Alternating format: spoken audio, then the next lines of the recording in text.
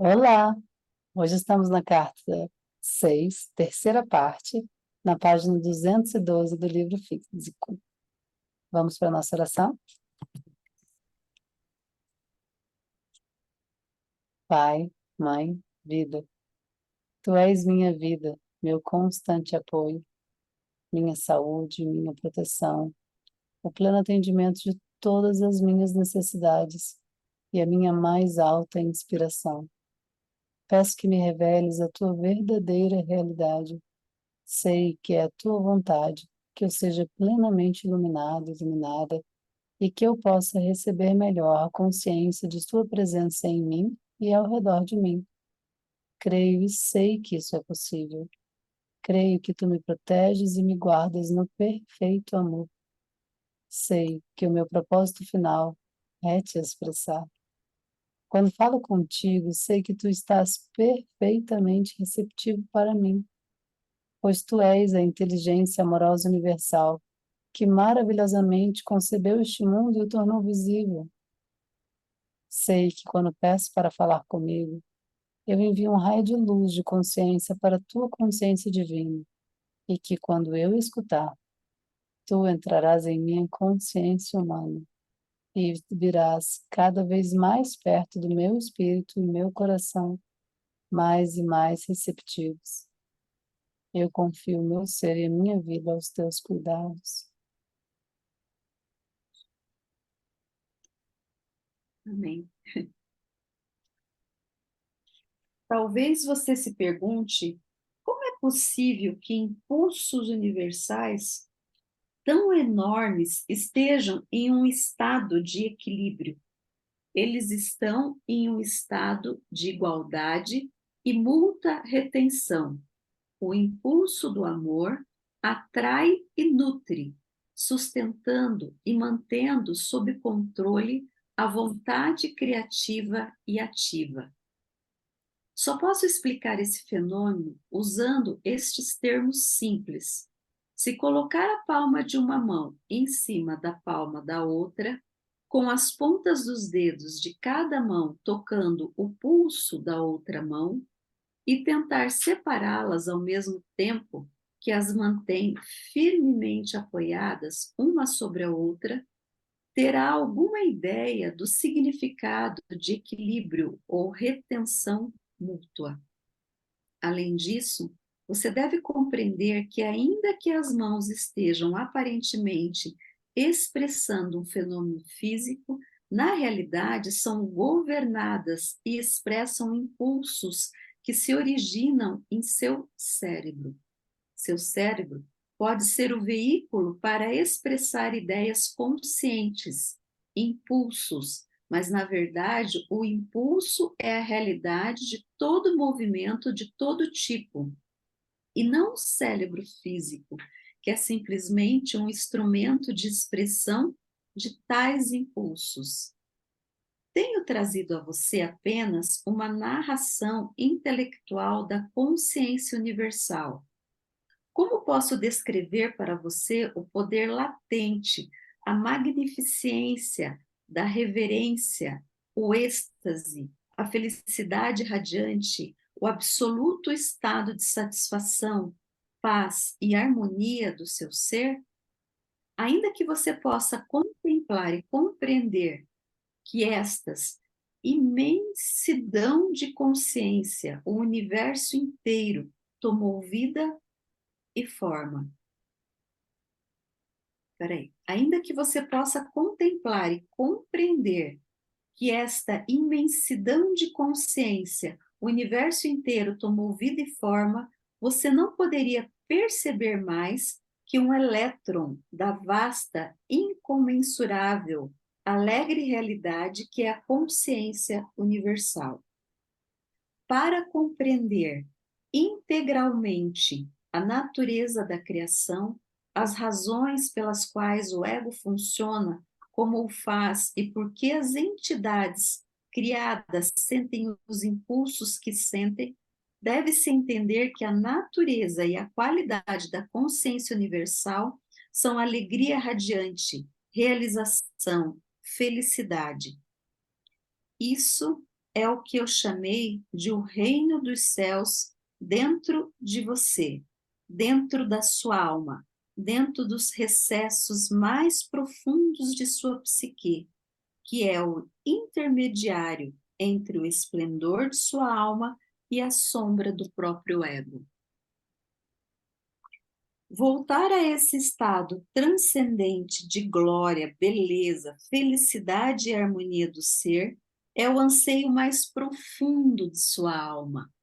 Esse anseio constante, essa recordação inata e inconsciente de equilíbrio e paz, felicidade e harmonia é o que impulsiona o ego através da psique a manipular o ambiente em seu favor. Seu firme propósito é o de trazer você de volta ao estado original de glorioso êxtase, do qual se formou sua alma, seu ser e sua forma. Porém, o ego pode conquistar alegria e trazer desejo somente por meio dos dois impulsos magnéticos emocionais de ligação-rejeição, que são apenas impulsos materializados para dar a você a sua individualidade.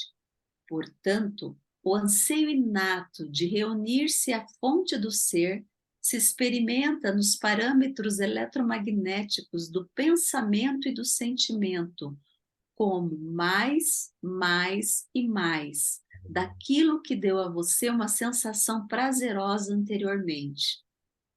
Mais amigos, casas, carros, roupas, etc.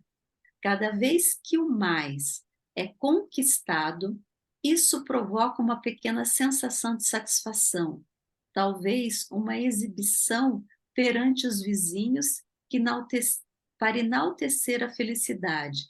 Marca-se um ponto e tem-se um pouco mais de satisfação, e logo a novidade passa, a nova posse se torna trivial, os sentidos se acalmam novamente em equilíbrio e começa o cansaço mental. A rotina se torna monótona e aborrecida.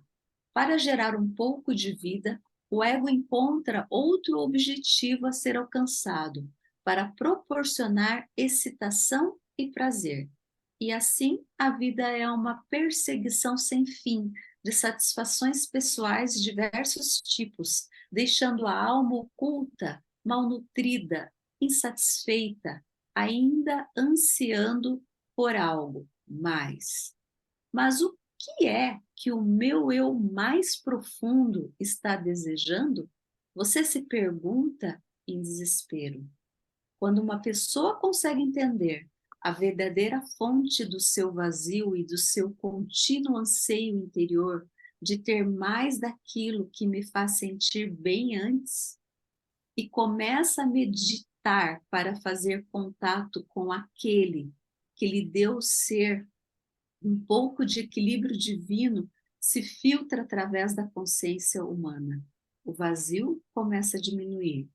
Se de fato tal pessoa vislumbra o ego do eterno e do verdadeiro objetivo da vida, o desejo de mais posses acabará por morrer de morte natural. O desejo por mais posses será gradativamente substituído por uma sincera apreciação do que já tem e um sentido de contentamento constante.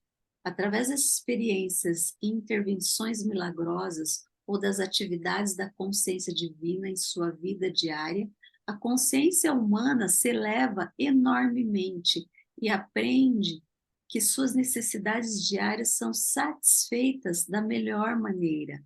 Aumenta-se a fé e a alegria se intensifica. Por isso tenho dito, não vim para ensinar você a pensar positivamente, para atrair-nos ao seu redor as coisas que quer e necessita. Vim expressamente para levá-lo de volta ao reino dos céus. Vamos comentar? Sim. Primeiro, ele já trouxe para a gente que tentar entender todo o universo é a gente um átomo, a gente é um elétron tentando entender o universo inteiro, como a gente é pequenininho e como nossa mente é limitada. Difícil entender. Então, já que é difícil entender, vamos sentir. Sim. Por outro lado, ele fala assim: o seu ego tem um desejo inato, é uma bússola inata que vai te levar à satisfação de todas as suas a satisfação, as suas necessidades serem entendidas, ao preenchimento do vazio. Só que aí o ego busca por mais e mais e mais. Porque se recorda, esse tantinho me deu prazer, então eu quero mais. Né? A gente, quando tem muita adrenalina num esporte radical, quer mais adrenalina. Quando tem o prazer de uma conquista financeira, que lutou para conquistar, quer mais conquista financeira, mais prazer, mais prazer. Só que chega um momento que a consciência percebe que isso não nutre, e é nessa hora que a gente pede ajuda. É nessa hora que a gente fala assim, já conquistei tudo, ou já tentei todos os caminhos, e eu ainda não encontrei aquela satisfação nata, sem esforço, apenas ser. E aí, nessa hora, o divino consegue entrar em nós. Então, por mais que o ego tenha uma bússola que nos leve ao prazer, é a decisão interior de falar assim, já chega desses artifícios, dessas ilusões de satisfação. Já percebo que isso me dá um prazer momentâneo e isso já não me supre mais. Então, nessa hora, a gente fala, Pai, Mãe, Vida, Criador, Deus, me mostra um outro caminho. Então, tem que ter a nossa intenção para que o divino entre e gradualmente comece a preencher o nosso ser. E aí, nessa hora, os bens materiais vão ter o lugar deles, ou seja, eles já servem, eles já são o suficiente, suas necessidades já são supridas, sem que precise conquistar mais e mais e mais para buscar mais e mais e mais prazeres. Então, naturalmente, o desejo por ter mais tem uma morte natural. Que interessante isso, que interessante. Quando eu vou lendo essa carta, eu vou percebendo que em muitas coisas eu já cheguei, mas nisso não. Tem tantas coisas que eu desejo ao mesmo tempo que eu já percebo que nada quero. É tão interessante isso. Mas eu só percebo que nada quero porque eu sei que naturalmente elas vêm. Não é porque eu não quero, é porque eu já percebo que elas vêm no tempo certo, na hora certa, e eu já não sinto ansiedade por ter o que eu desejo ter. Mas eu ainda não cheguei nesse lugar da morte natural desse tipo de desejo. Não sei se eu me fiz entender. Na verdade, o problema não é o desejar, né? Não é o querer ter, porque eu acho que tudo está disponível. Tudo está disponível, porque senão não existiria. Está ali para a gente poder usar e usufruir. Somos merecedores do melhor, seja do que for. Então, essa briga com o ego, né? De que você é materialista. Não, está ali disponível para qualquer pessoa, entendeu? Então, não é necessário essa briga, né? De identidade. Ele apenas está dando um recado para a gente aqui, né? Que, que o ser humano ele chega a um ponto que ele vê que essas coisas não preenchem. Mas eu posso estar bem espiritualmente e ter também. Claro, porque aí todas as necessidades são supridas, né? Porque há uma confusão aqui, né? Às vezes as pessoas leem ao pé da letra esse tipo de informação e acham que o ter é até um pecado, né? E não é, está disponível para mim, para você, para qualquer pessoa. A questão é como eu lido com isso.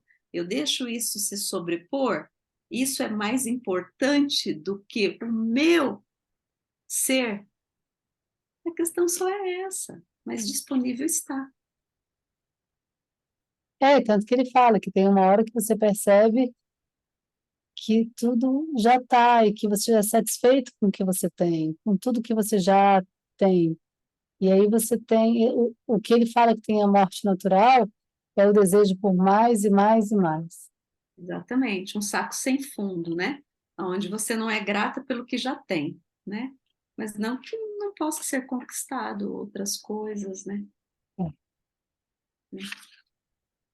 E é bonito a gente perceber que eu acho que é o intuito de Jesus a gente perceber por que o ego é criado, porque ele fala o ego é a fonte de todo mal, o ego é a fonte de todo sofrimento. Mas por que ele foi criado?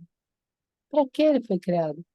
E aí ele vem didaticamente explicando para a gente entender qual é o lugar do ego e como o mundo foi desenvolvido, Sim, para que a gente compreenda que todos chegaremos, que todos iluminaremos, uns por uns caminhos, outros pelos outros, uns mais presos ao ego doente, outros menos presos, mas que é o caminho natural do ego buscar por esse preenchimento.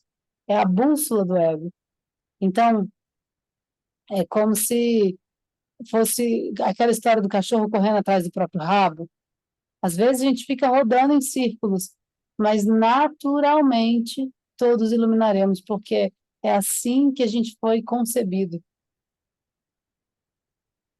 Eu gosto dessa sensação de perceber ele tentando didaticamente fazer a gente compreender como o ego foi perfeitamente desenvolvido. E quando a gente vê alguém ainda num lugar de muito egoísmo e egotismo e querer para si, para si, para si, para si, a gente só entende que é parte de um vazio que ele está tentando preencher. E que um sim, dia conseguirá, mas não desse jeito, não conseguindo para si, mas se abrindo para o divino. Experimentar se abrir para o divino em nós. sim. Continua. Tanto, entretanto, não é somente por desejar mais posses que sua alma se encontra presa em sua morada secreta. O ego também utiliza o impulso emocional magnético de repelir, rejeitar, para assegurar sua individualidade, privacidade e segurança. Esse impulso assume diversas formas, projetadas para dar uma sensação de superioridade ou etilismo, que o protege de pessoas que você considera indesejáveis ou que têm a menor posição social que você. Esse impulso egocêntrico é praticado continuamente e acredita-se que é perfeitamente aceitável, mesmo nas igrejas. A verdade é, quando a alma começa a ganhar um pouco de controle sobre o impulso do ego, ela repreenderá a personalidade humana por seu egoísmo e exclusividade. Ela exigirá da psique adotar o amor incondicional e a crença na universalidade e na unicidade de todas as pessoas, não importando quem seja. De novo, ele está mostrando aqui que todos chegaremos lá, né? Sim. Quem sabe agora você possa entender mais facilmente como e por que a criação de sua individualidade por meio do ego formou a grande cápsula dos impulsos físicos que produziu e encerrou sua consciência humana, criando tanto sua forma física como sua personalidade humana. Uma vez que governa sua mente e emoções, pensamentos e sentimentos, ela impede você de fazer contato com a fonte de sua vida e com sua alma. Seu verdadeiro propósito na vida é alcançar o domínio do seu ego, estendendo seu pensamento e sentimento para aquele que você percebe estar por trás da criação, pedindo continuamente por iluminação. Este é o primeiro passo que uma pessoa deve dar em direção àquele glorioso momento em que fará contato com o divino e, em seguida, prosseguir através de uma contínua purificação do impulso do ego, até o retorno a esse estado celestial, onde nasceu sua alma e de onde procede a sua individualidade. E como se deu a criação da individualidade? Como disse antes, a consciência universal alcançou o ponto máximo da mútua retenção e houve uma explosão que separou e dividiu o impulso da vontade criativa do impulso de propósito amorosos, os quais se separaram e se fizeram ativos na criação, como pai, inteligência, mãe, amor, visto como eletricidade, magnetismo, ligação, repulsão, vida, reunidos em equilíbrio como consciência divina, vida.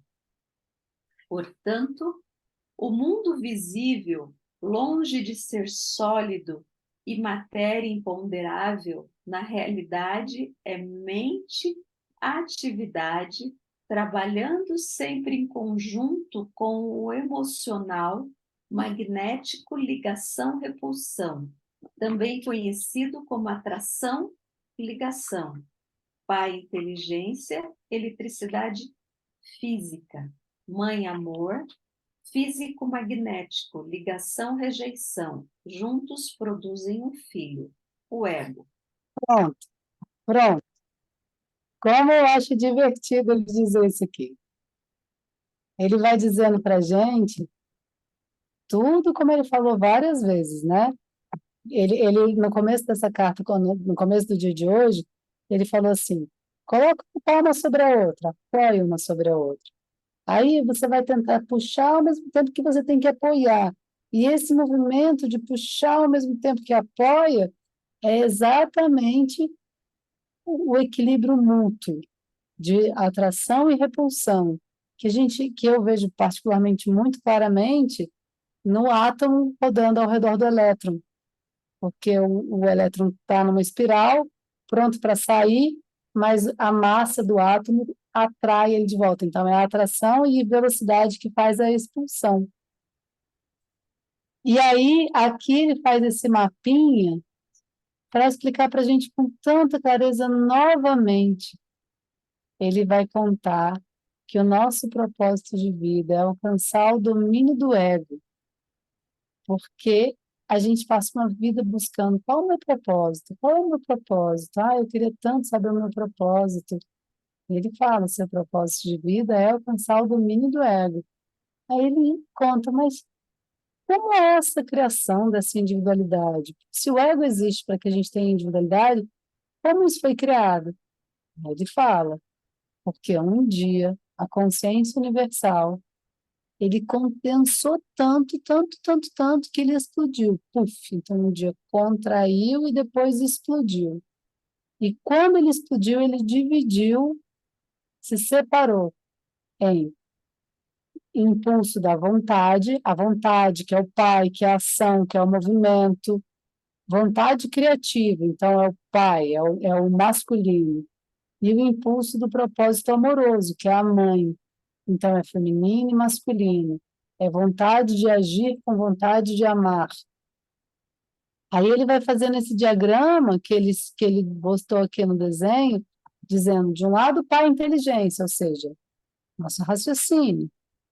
Nosso raciocínio, quando ele não está com a intenção de desejos ocultos, eu não quero entender isso para me beneficiar.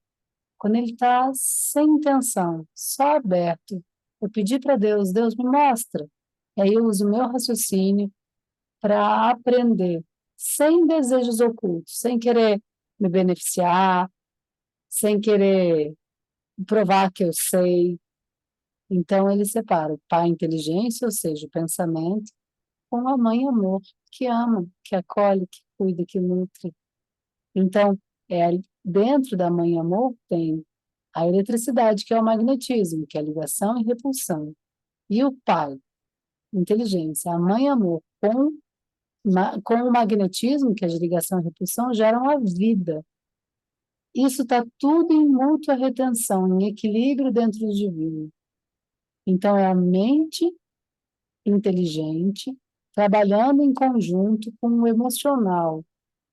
E isso tudo é o mundo visível, que está longe de ser sólido, é matéria imponderável, ou seja, tudo pode ser mudado, tudo, seja uma doença, seja o que for, tudo pode ser mudado. Então ele vai falar de novo disso, que ele fala que o impulso magnético de ligação e repulsão também é conhecido por atração e ligação. Para a gente entender por que que eu repulso, para sentir ligado. Porque quando eu empurro os outros, eu me sinto mais ligado a outras pessoas. Eu me sinto importante para fulano e beltrano, porque eu afasto os outros. Eu não me sinto só um no meio de uma galera. Eu sou importante para alguém. Isso me faz sentir ligação. Mas para que eu seja importante para alguém, eu tenho que ter expulso outras coisas, outras experiências.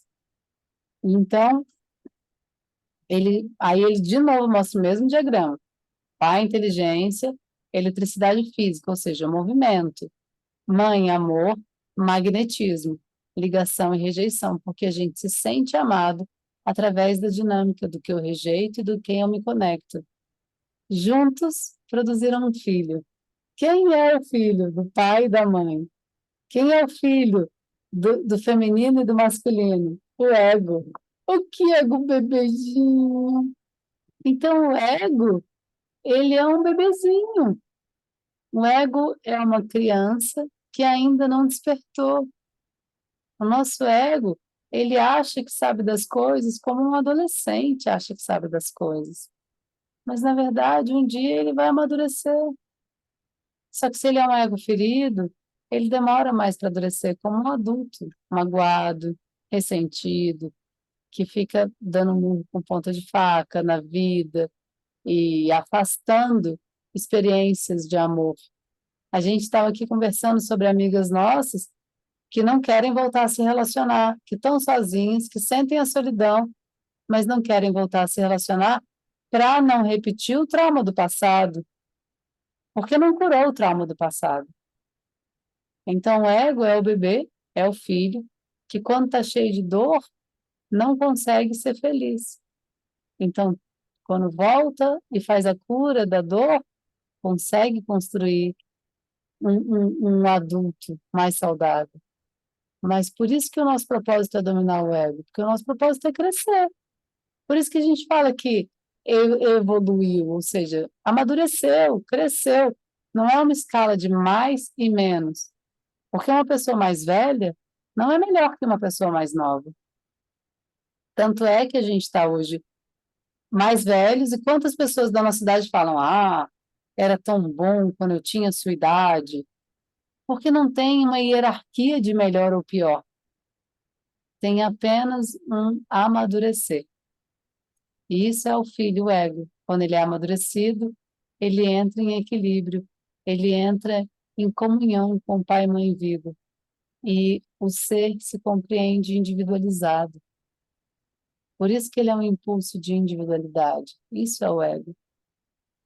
Não de individualidade no sentido de eu ser melhor ou pior que os outros, mas no sentido de eu estar conectado ao divino, à consciência universal e ainda assim saber que eu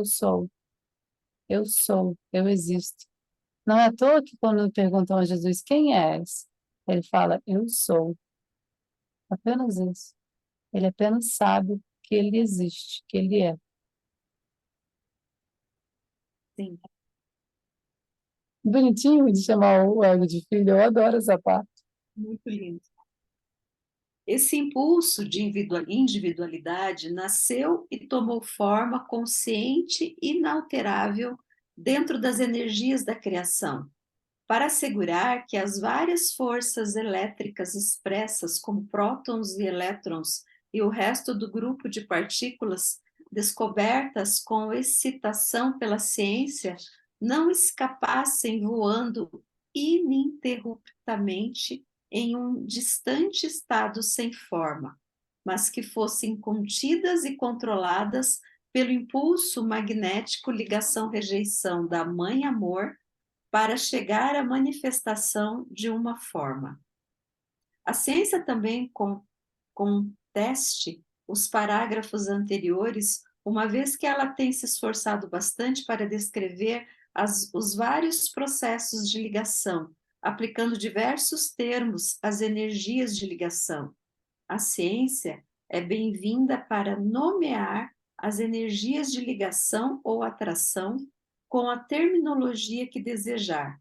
Porém, permanece o fato de que essas energias tomaram forma do grandioso e primordial impulso da Mãe Amor, cuja função primordial da consciência é de dar forma à individualidade.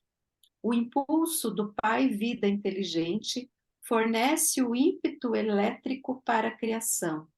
O impulso da Mãe Propósito Amoroso proporciona a ligação para reter o ímpeto elétrico e colocá-lo sob controle na individualidade.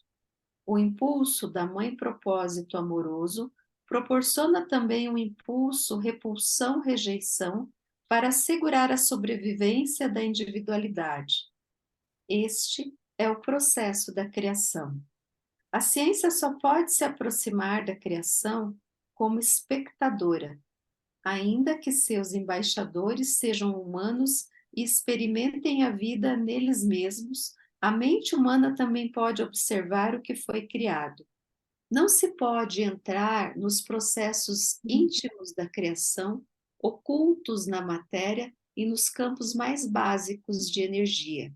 A ciência nunca será capaz de apontar o fator motivador X, a partir do qual surgem as energias que controlam a criação da forma individual.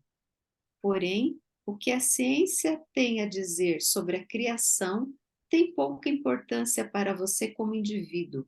A ciência não mudará nem um pouco seu estilo de vida, sua saúde, seu ambiente, seus sentimentos pessoais e conquistas. O que você precisa saber e o que vim expressamente explicar é como escapar do impulso egoísta, possessivo protetor que foi dado a você pelo ego, para assegurar sua individualidade e sobrevivência, a sua aspiração inata para retornar à alegria e felicidade do qual surgiu a vida de toda a criação. Esta é a razão pelo qual vim originalmente à Terra e por que venho neste momento para fazer algo que nenhum cientista jamais poderá fazer para você, ajudar sua alma a emergir dos confins do seu impulso egocêntrico e lançá-la em um novo programa de vida para os seus pensamentos e emoções, que expressará diretamente a vida da consciência Pai-Mãe, que foi injetada em você e em toda a humanidade no momento da concepção. Em virtude do próprio ego, possuir o ímpeto elétrico da atividade, criatividade e os impulsos magnéticos emocionais de ligação-rejeição, o que quer que nasça do impulso do ego, através de seus pensamentos, sentimentos e ações, estará carregado de vida física eletromagnética que reproduzirá formas de vida idênticas que serão finalmente materializadas na vida do ego criador. Essas formas criadas não se manifestam apenas como experiências, mas também perturbam o funcionamento dos processos físicos do seu criador e são a origem dos desconfortos físicos, dos vírus e das doenças. Vamos ler de novo esses dois parágrafos, porque ele está falando aqui, né? E eu me emociono quando ele fala isso, porque ele está falando assim, que tudo bem você entender tudo isso que ele está dizendo, que o ego é o filho, que a individualidade é o propósito da vida, como ela foi concebida, que naturalmente todos iluminaremos no tempo certo. Mas nessa parte ele fala assim, que o que ele veio dizer para a gente é como dominar o ego. Como que a nossa alma vai emergir dos confins dos impulsos egocêntricos? Então ele fala assim, chegou, eu vou falar o como. E aí nesses 2 parágrafos que você acabou de ler, eu acho que ele dá uma boa dica, porque ele vai falar de nós criadores, como que nós criamos a nossa própria experiência. Então, são parágrafos que eu acho que valem a pena serem lidos novamente. Em virtude ali que você está falando? Vou até abrir aqui, ó. Esses 2 aqui, ó.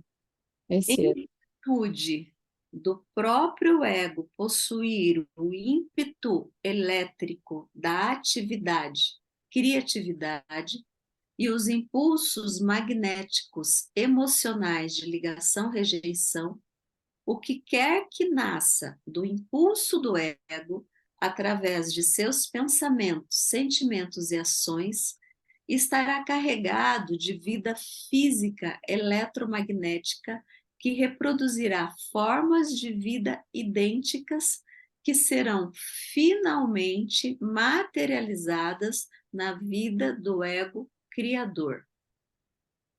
Olha o Essas. que ele falou aqui, né? Que é porque o ego tem a capacidade pai de atividade, movimento, a criatividade, ímpeto, que é a do pai, e os impulsos da mãe, que é a ligação e rejeição, o que quer que nasça do impulso do ego, ou seja, o impulso do ego em mim, através dos meus pensamentos. Então, o que quer que nasça nos meus pensamentos, sentimentos e ações, vai estar carregado de vida física eletromagnética, que vai produzir formas, ou seja, os meus pensamentos e sentimentos e ações vão criar a forma que vai materializar na minha vida, idêntica àquilo que eu sinto.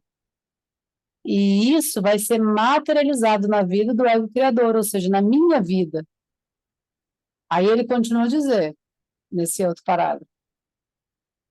Essas formas criadas não se manifestam apenas como experiências, mas também perturbam o funcionamento dos processos físicos do seu criador, que são a origem dos desconfortos físicos, dos vírus e das doenças. Porque a gente, que já é calejado da vida, a gente sabe claramente que a gente atrai experiências, né? Se a gente vê alguém fazendo coisas na vida que a gente fala assim, nossa, esse menino está fazendo isso vai dar tão errado. A gente vê que as experiências que eles criam, que cada um de nós criamos, são consequências do padrão de pensamento. Vou ser mais clara. Você tem um jovem que não quer trabalhar de jeito nenhum e que está empacado na vida sem querer trabalhar. Você já sabe que, sem querer crescer, né? Você já sabe que ali na frente ele vai dar com os burros na água, que vai ter dificuldade financeira, que vai empacar a própria vida. Mais ou menos que a gente percebe, de tanto assistir a vida, que o comportamento vai gerar experiências no futuro. Que uma pessoa. Só que ele está falando que não é só experiências. Esse que é o ponto. Os seus pensamentos e as suas ações, os seus sentimentos não criam só experiências na sua vida. E é isso que você leu. Mas também perturbam o funcionamento dos processos físicos do Criador, ou seja, dos seus processos físicos. E isso são origens dos seus desconfortos físicos, ou seja, das doenças, dos vírus e das doenças. Porque se eu sou uma pessoa que estou num padrão de vibração muito egoísta, eu vou atrair um determinado tipo de vírus. Se eu sou uma pessoa que não está egoísta, mas que tem muita baixa autoestima, eu vou atrair outro tipo de vírus. Se eu sou uma pessoa que não é egoísta, que não tem tanta baixa autoestima assim, mas que se isolou do mundo, que não gosta de ninguém que está ao meu redor, que acha defeito em todo mundo, eu vou atrair outro vírus. E cada doença que aparece tem um propósito. A dengue, por exemplo, ela vem só num tipo de pessoa. Você tem um conhecido que já pegou dengue 3 vezes, 4 vezes, e você nunca pegou dengue. Por quê? Por causa da sintonia dessa pessoa e do aprendizado que ela precisa. Cada doença vai atrair um tipo de micro-organismo que ainda está vibrando na mesma coisa que você vibra. E, por exemplo, bactérias dentro do nosso corpo acarretam em doenças, o fungo vai trazer o câncer de mama. Outras bactérias que não são fungos vai trair câncer. Então, tudo o que acontece no nosso corpo físico é consequência dos nossos pensamentos. E como a gente estava conversando hoje, Lídia, não tem como você plantar o amor e não colher o amor. Se os seus pensamentos forem de amor, você vai colher amor. Mas se os seus pensamentos forem de ajudar o outro incessantemente, mas não cuidar de si mesmo, e fica cansado e reclamando que não cuida de si mesmo, o que você está plantando é o baixo, alto amor. Então a sua colheita vai ser de baixo, alto amor, porque os seus pensamentos são de carência. Eu preciso ser amado, eu ajudo todo mundo, mas eu nunca sou amado. Então, não é o pensamento positivo, ou não é o ajude, ajude que você vai ser ajudado. Porque tem esse pensamento religioso que se você faz, um dia você vai receber, e a conta disso está com Deus. Mas não é isso, é o agora. Eu estou fazendo com amor e alegria, eu estou plantando sentimentos de amor e alegria, mas eu estou fazendo cansada, só porque eu tenho que fazer, só porque eu aprendi a ser bondosa, mas no fundo eu estou exausta, eu preciso é descansar, eu preciso é ser amada, eu estou plantando carência, aí eu vou colher carência. Observar os sentimentos, é orar e vigiar, observar os seus sentimentos. É o começo do caminho para dominar o seu ego. Compreender a lei da plantação. O que que eu estou plantando? Se perceber, eu estou muito cansado, então eu preciso descansar. Eu estou me sentindo um pouco amado, então eu preciso encontrar uma forma de me amar. Eu estou me sentindo ressentido, então eu preciso curar aquilo lá do passado que me faz sofrer agora. E ir fazendo um autocuidado, que quando você cuida do terreno que é você, quando você cuida do seu solo, você vai ter plantas exuberantes. Mas se o seu solo está muito acidificado, muito doente, vai atrair muitos fungos e bactérias, que vai atrair muitas doenças, aí você tem uma vida doente. Como está o seu solo? Tudo é reflexo das escolhas, né? As escolhas são reflexos, tudo é reflexo dos sentimentos e dos pensamentos. Perceber o que se sente e saber que o que eu sinto é o que eu estou plantando. Se eu estou plantando carência, se eu estou plantando ninguém me ama, eu estou plantando falta. Então eu vou colher falta. Aí eu planto tanta carência, tanto ninguém me ama, que eu começo a ter carência financeira. Eu estou plantando tanta falta aqui, ó, vazio, que eu vou ter carência afetiva. Mas quando eu começo a plantar a alegria, felicidade, disposição, eu vou encontrar isso na vida.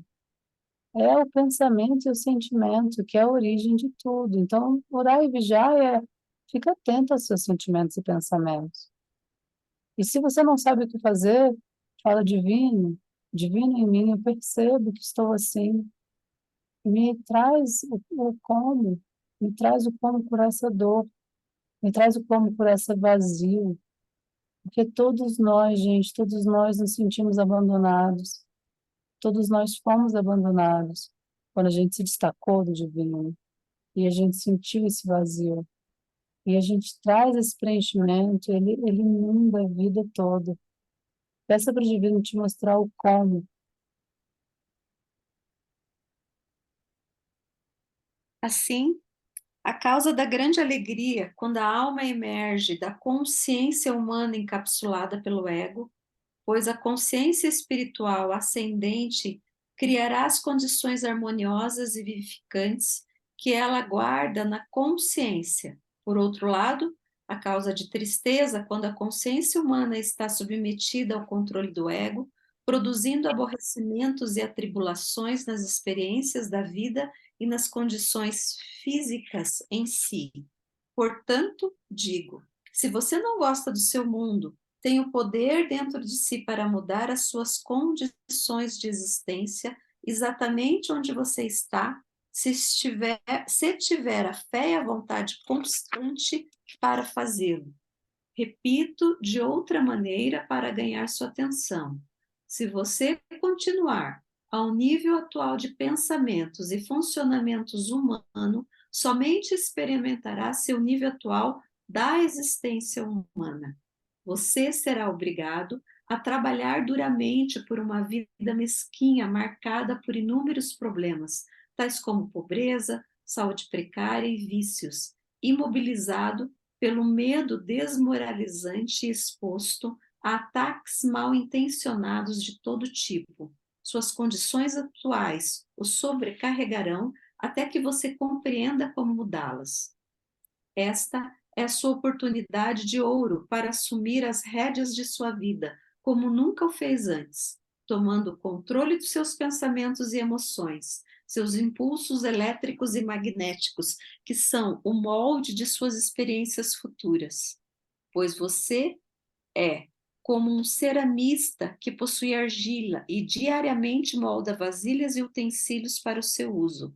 A consciência é a alergia, a substância com a qual você cria sua vida e cada condição relacionada a ela. Você sozinho molda a sua vida na forma que ela tem. Através de seus pensamentos, você pode mudar seu futuro pessoal. Se levar em conta as minhas palavras, compreender suas verdadeiras origens, acreditar nelas e utilizar este conhecimento em sua rotina diária, você pode afetar seu ambiente, seu lar, sua família, seu trabalho, as pessoas com as quais se relaciona, assim como também as plantas, os animais e o clima.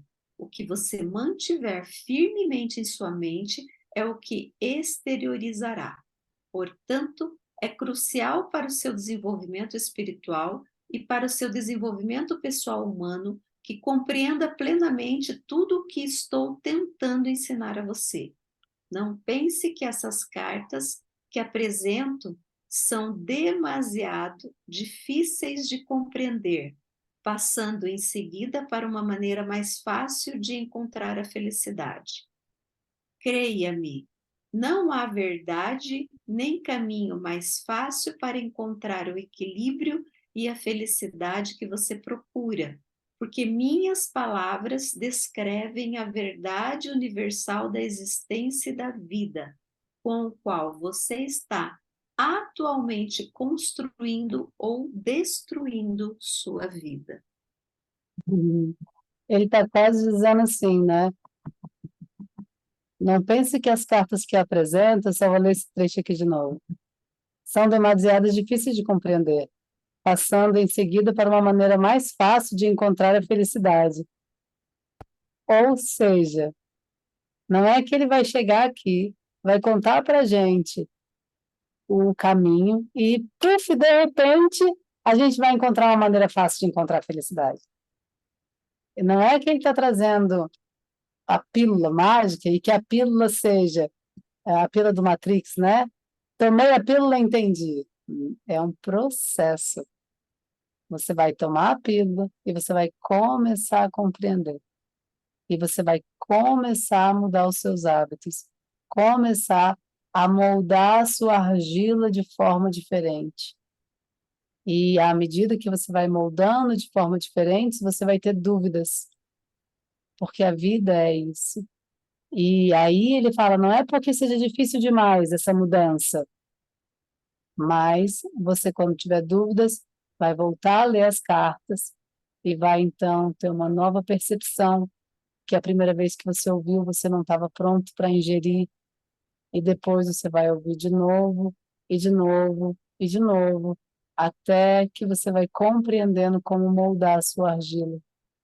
Que é o que aconteceu e está acontecendo com a gente. É o que acontece com todos nós. Exatamente. É a terceira vez que a gente está lendo. Eu, Não é completamente diferente, daqui para frente vai ser outra, e se ler de novo vai ser outra, porque é todo o processo. e nesse meio, enquanto você vai lendo, vivendo, você vai ter experiências com outras formas de caminhada que, coincidentemente, adequadamente vão chegar na sua vida, porque é a medida certa quando você está aberto a compreender. Tá E tudo. aí, caminhos se cruzam, se complementam, por isso que não tem o melhor caminho, mas tem um caminho para cada um. E a gente lê as cartas de novo e, naturalmente, a vida vai te levar a relê-las. E aí você pode até se afastar, mas naturalmente elas voltam até você, porque não é que o caminho seja difícil, mas não é uma fórmula mágica para se encontrar a felicidade. É um processo para a gente compreender como moldar a nossa argila de forma que a nossa vida seja o que a gente quer. E aí ele explicou bem aqui, ó. Ele falou que se você fica com os pensamentos de escassez, você vai experimentar pobreza, dificuldade, vai ficar repetindo esses padrões de dificuldade, até que você compreenda uma outra forma de criar a sua vida, porque se você continuar fazendo tudo do jeito que está fazendo, você vai ter a vida que você tem, porque os seus pensamentos de hoje criam a sua vida como ela está. Sim, Ou a gente muda, ou a nossa vida não muda.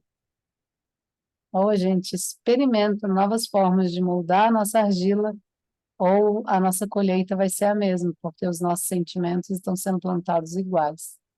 Então, naturalmente, o seu ego vai te deixar numa entrincheirada, numa situação difícil, e você vai ter que falar: nossa, preciso mudar. Ou as pessoas mudam por um drama da vida, né? Uma fatalidade, ou as pessoas mudam porque tomam consciência e falam: já compreendi, já deu. isso aí. Muito bonito, é muito gostoso. A É, vida fica divertida de ser assistida. Aí a gente começa a olhar, é muito divertido.